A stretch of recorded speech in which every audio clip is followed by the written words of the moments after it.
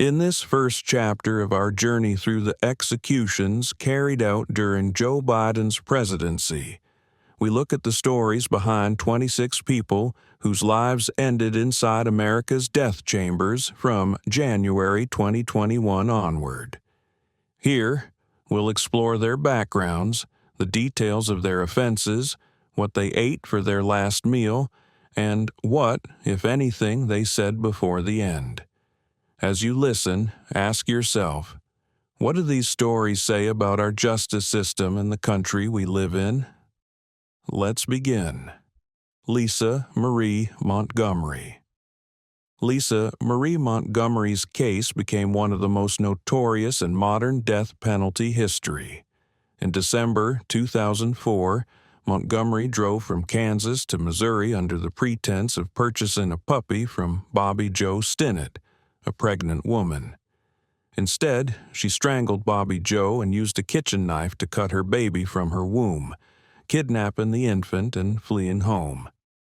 The FBI quickly caught her, returning the baby to family. Montgomery's defense painted a picture of severe mental illness, abuse, and brain damage, but jurors found her guilty of federal kidnapping resulting in death. After 13 years on death row, her appeals ran out. For her final meal, Montgomery quietly ate a chicken sandwich, potato chips, and a bottle of water alone in her cell. As she was strapped to the gurney, Lisa's last words were "no," spoken in a whisper. At 52, her execution ended one of America's most disturbing stories of trauma and violence. Corey Johnson. Corey Johnson grew up in poverty and dysfunction, eventually falling into the violent world of Richmond's crack cocaine epidemic. In 1992, Johnson was convicted as part of a notorious drug ring responsible for the murders of 7 people, sometimes over small slights or suspected cooperation with the police. Corey's legal team argued that he suffered from an intellectual disability and childhood neglect, but prosecutors emphasized his role as an enforcer who ruled by fear. After nearly 3 decades on federal death row, Johnson's execution came as part of a flurry of last-minute federal executions. On his final night, he requested pizza and a strawberry milkshake, but the jelly donuts he also asked for never arrived. In his last moments, he declined to speak publicly. At 52, he died in silence by lethal injection, leaving behind lingering debates about mental illness, capital punishment, and whether justice is always served or sometimes simply carried out. Dustin John Higgs. The story of Dustin John Higgs is full of legal twists and haunting questions. In 1996, 3 young women, Tamika Black, Tanji Jackson, and Mashan Chin, were found shot to death at the Patuxent National Wildlife Refuge in Maryland. Though another man, Willis Haynes, pulled the trigger, Dustin Higgs was convicted as the mastermind who ordered the killings. Haynes received life. Higgs got the death penalty. For more than 20 years, Higgs proclaimed his innocence and maintained he never ordered the murders. His defense argued the injustice of his harsher sentence compared to the actual shooter. On the night of his execution, Dustin requested pizza and a strawberry milkshake, echoing Corey Johnson's order. Still, he didn't receive the jelly donuts he wanted. His last words were a final statement of innocence and a prayer for the victims' families. At 48, Higgs became the last federal inmate executed before a new administration paused all federal executions. Quentin P. Jones. Quentin P. Jones was sentenced to death for the brutal 1999 murder of his great-aunt, Berthena Bryant, a woman who had given him a home and a second chance. Jones, addicted to drugs and alcohol, killed Bryant with a bat during a robbery for drug money. Despite confessing and showing deep remorse, he spent over 20 years fighting for clemency, gaining widespread public support. More than 180,000 people, including Bryant's own family, pleaded for his life. Texas authorities refused to stay, and on the day of his execution, Jones was given no special last meal as Texas eliminated that right in 2011. Instead, he ate the standard prison meal and offered heartfelt thanks to his supporters in his final words. "I hope I left everyone a plate of food full of happy memories," he said. At 41, his story ended quietly, sparking debates about mercy and redemption in Texas justice. John Hummel. John Hummel's crime was a family tragedy that turned into a national headline. In December 2009, Hummel murdered his pregnant wife, Joy, his 5-year-old daughter, Jody, and his father-in-law, Clyde Bedford, before setting their home on fire to cover his tracks. Investigators quickly saw through his attempt to blame the murders on a random intruder. Hummel's motive was chilling. He was in love with another woman and wanted to start a new life. During his trial, Hummel admitted his guilt but pleaded for his life, citing mental health struggles. Texas courts refused. Denied a special last meal, he received the standard prison dinner. Before his execution, Hummel expressed regret, apologizing to his wife's family for his horrible mistake. At 45, Hummel was executed by lethal injection. His final words echoed the grief and destruction that can ripple through a family and a community after a single, devastating act of violence. Rick Allen Rhodes. Rick Allen Rhodes' story is a grim example of crime and recidivism. Released from prison after serving time for burglary, Rhodes broke into the home of two brothers, Charles and Bradley Allen, in September 1991. In a violent confrontation, he stabbed both men to death. The motive was simple: burglary with deadly consequences. Caught soon after, Rhodes confessed but spent 3 decades appealing his conviction. On death row, he became a case study in the failures of the parole system. As his execution approached, Rhodes refused a special last meal, opting for the standard fare. In his final hours, he met with his brother and declined to make a public statement at the execution chamber. At 57, his life ended in a Texas death chamber. One more reminder of how quickly a life of crime can spiral out of control and end in tragedy. Ernest Lee Johnson. Ernest Lee Johnson's life and death highlight the complicated intersection of mental disability and capital punishment. In 1994, Johnson robbed a convenience store in Columbia, Missouri, killing 3 employees with a claw hammer. At trial, prosecutors argued for the death penalty, but over the years, Johnson's defenders pointed to his low IQ and the effects of a childhood brain injury. In 2008, part of his brain was removed to treat a tumor, leaving him with persistent seizures. Appeals citing his intellectual disability reached the U.S. Supreme Court, but were ultimately denied. For his last meal, Johnson ordered 2 bacon cheeseburgers, onion rings, 2 strawberry milkshakes, and a large pizza. In his last words, he expressed remorse and love for his family, saying, "I love you all." At 61, Johnson's execution fueled national debate on the rights of the disabled and the meaning of justice. Willie B. Smith III.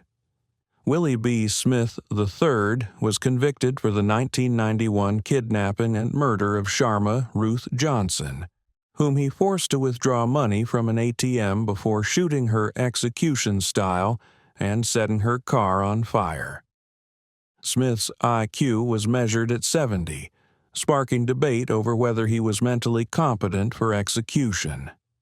After decades of legal challenges, including a Supreme Court battle over his right to have a pastor present, Smith was executed in 2021.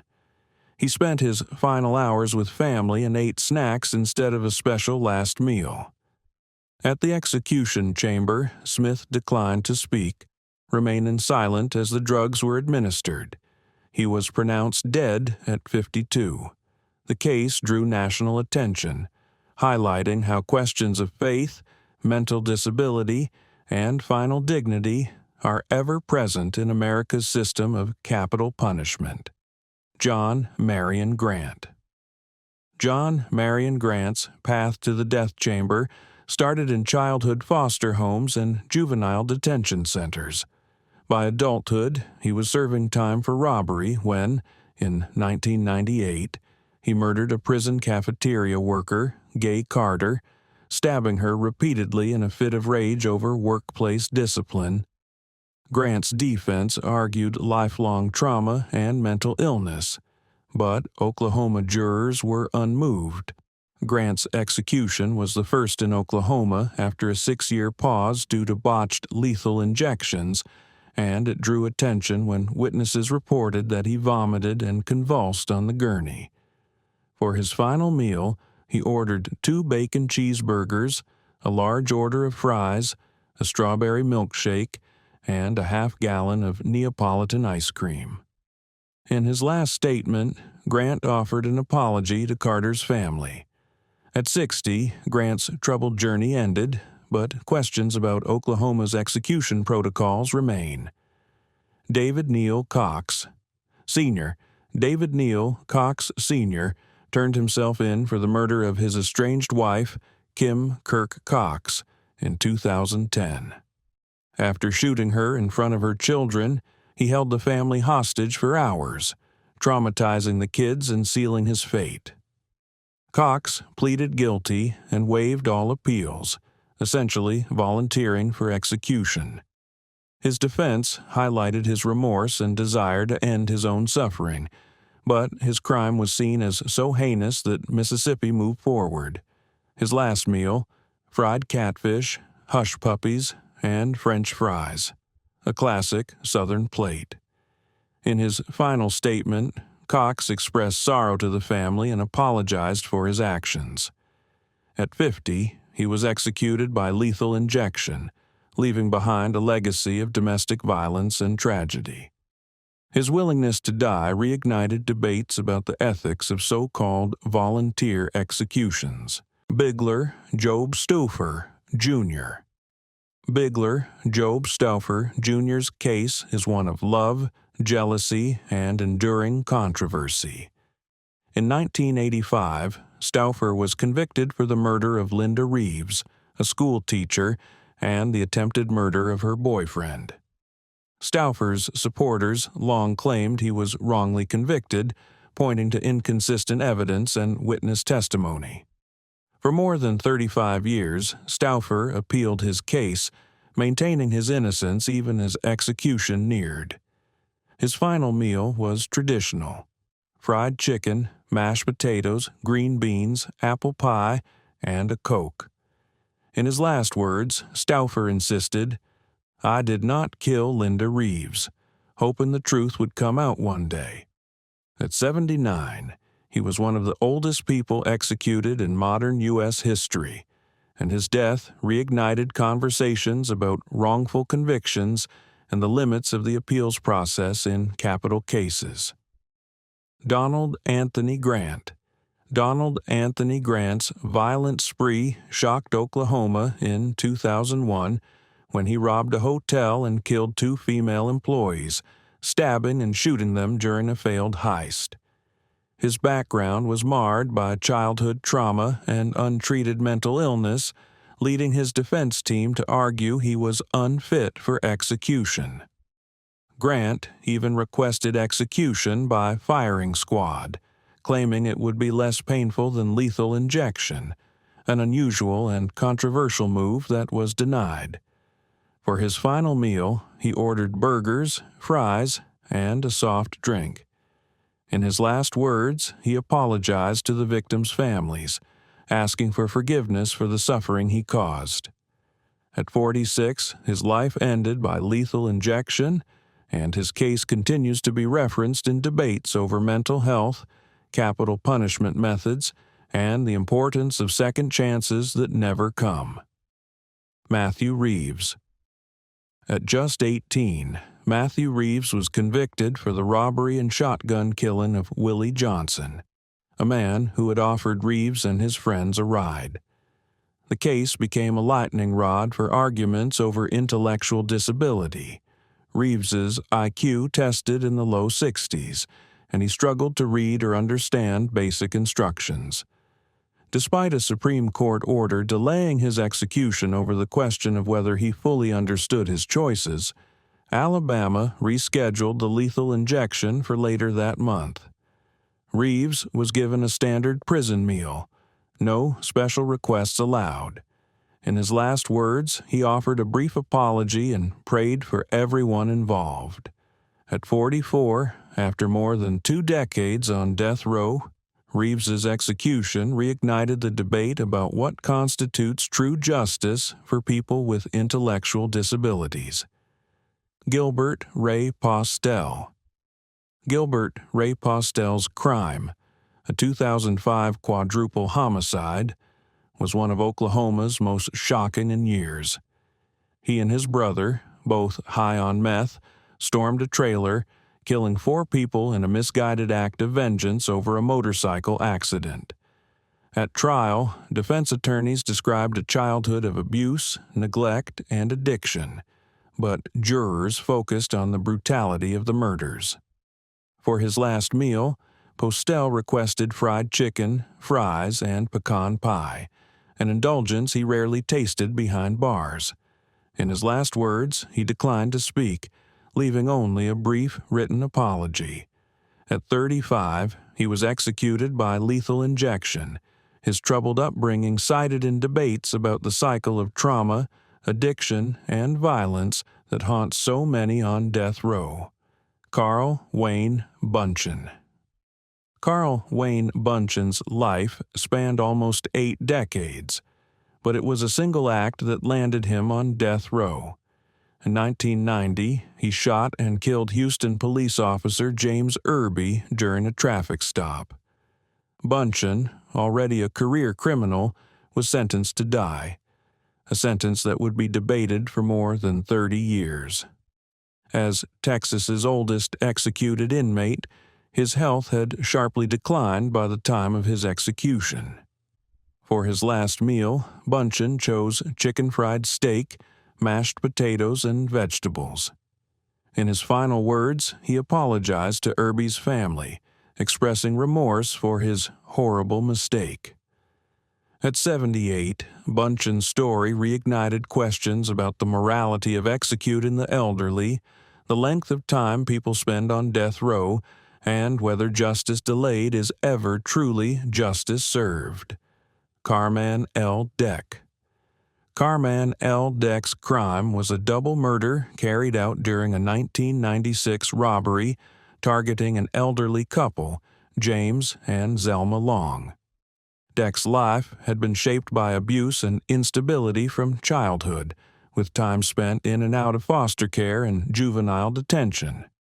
During his trial, a series of legal errors resulted in multiple retrials and reversals, but ultimately his conviction and sentence stood. Deck spent his last day quietly, eating a cheeseburger, onion rings, and a root beer for his final meal.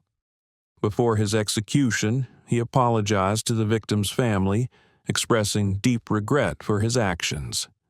At 56, Deck was executed, his case a lasting example of how early trauma, missed opportunities, and systemic failures can spiral into tragedy for both the victims and the perpetrator.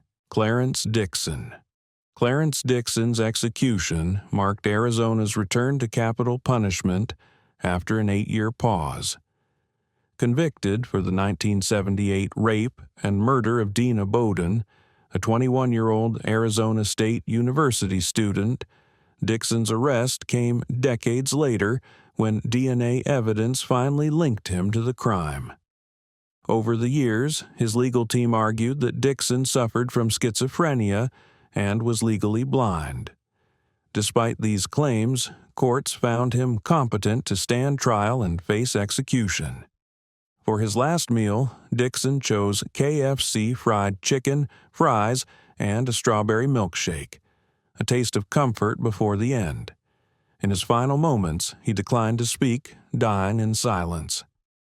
At 66, Clarence Dixon's case reignited debate over mental health, justice, and the reliability of forensic evidence, reminding us that some cases take generations to resolve.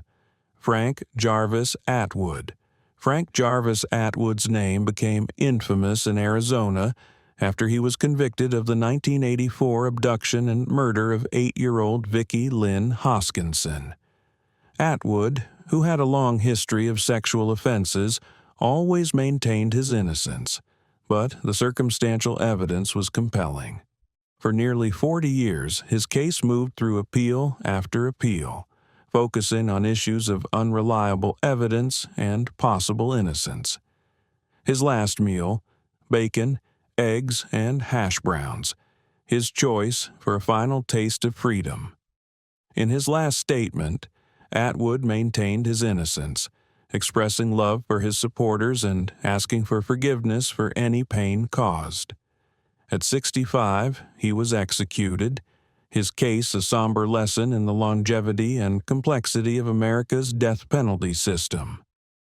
Joe Nathan James, Jr. In 1994, Joe Nathan James, Jr.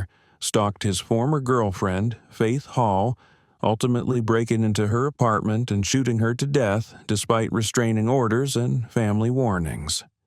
For decades, James fought his conviction, claiming innocence and alleging legal errors, but appeals failed. The case became more controversial when Faith Hall's family publicly opposed his execution, saying they had forgiven him and didn't want another death. James's final meal, 2 cheeseburgers and fries.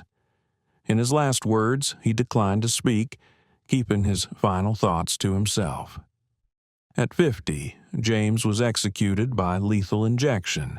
His case raised profound questions about forgiveness, closure, and the purposes of state-sanctioned execution, especially when even victims' families seek a different outcome. Kusul Shantakumane. Kusul Shantakumane's journey to death row began in 2006 when he was convicted of killing a real estate agent, Sarah Ann Walker, during a robbery in a model home. The evidence included DNA, but much of it was circumstantial, sparking debates about wrongful conviction and the use of forensic science. Kusul maintained his innocence for years, gaining the support of innocence advocates, but the state stood firm. For his last meal, he requested fried chicken, rice, and salad. In his final statement, he forgave his executioners and prayed for the victim's family. At 41, Kusul was executed. His case is one of many where questions about guilt and the finality of the death penalty remain unresolved long after the chamber doors close. James Allen Coddington. James Allen Coddington's life was shaped by childhood trauma, addiction, and a spiral into violence. In 1997, desperate for drug money, he killed a co-worker, Albert Hale, with a hammer. Coddington confessed, expressing deep remorse. His clemency application was supported by former prison wardens who cited his rehabilitation and kindness on death row, but Oklahoma's governor denied the request. For his last meal, he chose a cheeseburger, fries, and a Coke, simple comforts on his final day. In his last words, Coddington apologized, asking for forgiveness and expressing regret for his actions. At 50, Coddington's life ended in Oklahoma's execution chamber, his case fueling ongoing debate about redemption and mercy on death row. John Henry Ramirez. John Henry Ramirez's execution became a flashpoint in religious rights litigation. Ramirez was convicted of the 2004 robbery and murder of Pablo Castro, a convenience store clerk stabbed 29 times. His crime was brutal, but his appeal centered not on innocence, but on his right to have his pastor lay hands on him and pray aloud during execution, a case that went all the way to the U.S. Supreme Court and changed prison policy. His final meal, beef tacos, rice, and beans, chosen for their comfort and meaning. In his last words, Ramirez offered a prayer, asking for forgiveness and expressing faith. At 38, Ramirez's execution ended not just his life, but a debate about religious freedom and dignity in America's death chambers. Benjamin R. Cole. Benjamin R. Cole was convicted of murdering his 9-month-old daughter, Brianna, in 2002, a crime rooted in mental illness and tragedy. Diagnosed with schizophrenia and brain damage, Cole's defense argued he was incompetent to be executed, but Oklahoma courts found otherwise. His case became a battleground for advocates against executing the severely mentally ill. For his last meal, Cole requested 2 burgers, fries, and a chocolate shake. In his final words, he expressed remorse and asked for forgiveness from his family and God. At 57, Cole's execution drew protests and headlines, highlighting the unresolved conflict between justice and compassion in America's approach to mental health on death row. Tracy Lane Beatty. Tracy Lane Beatty's crime was both brutal and deeply personal. He murdered his mother, Carolyn Click, during an argument in 2003 and buried her in her backyard, then spent her Social Security checks. Beatty's defense cited a life of abuse and mental illness, but jurors remained unmoved by pleas for mercy. For his last meal, Beatty ordered fried chicken and mashed potatoes. In his last words, he apologized to his mother and said he hoped she was at peace.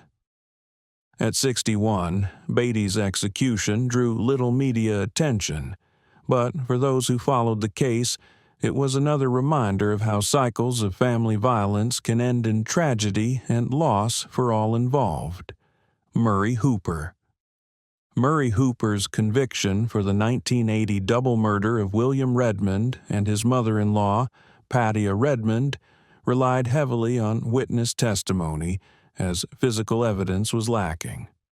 Over the years, Hooper and his attorneys maintained his innocence, citing mistaken identity and coerced statements. Despite doubts, the state of Arizona pressed forward after more than 40 years of legal battles. For his last meal, Hooper chose barbecue ribs, fries, and ice cream.